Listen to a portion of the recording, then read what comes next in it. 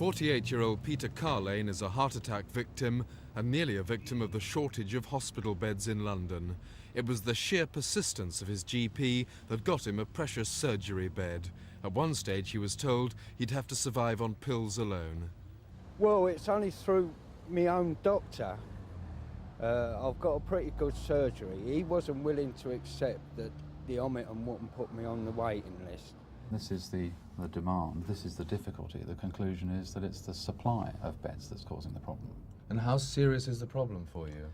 Well, certainly this figure represents a level that we haven't seen before. We have to use the powers that we have to compel hospitals to accept patients at a greater rate than we've ever seen before. The emergency bed service have the job of finding beds for GPs' patients when all else fails. If a hospital has no room, the emergency bed service can insist. Normally at this time they have to insist in only 15% of cases. This year it's 33%, and there are no more emergencies than last year.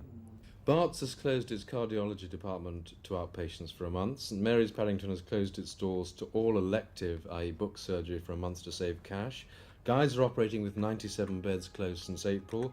St Thomas's have plans afoot to close all non-emergency services for 5 months over Christmas. That can't be right, all of that.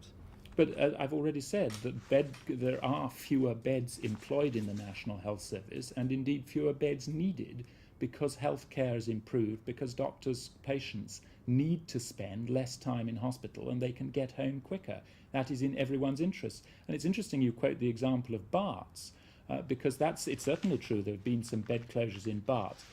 That is because we are investing in 7 new operating theatres in Barts Hospital at this moment.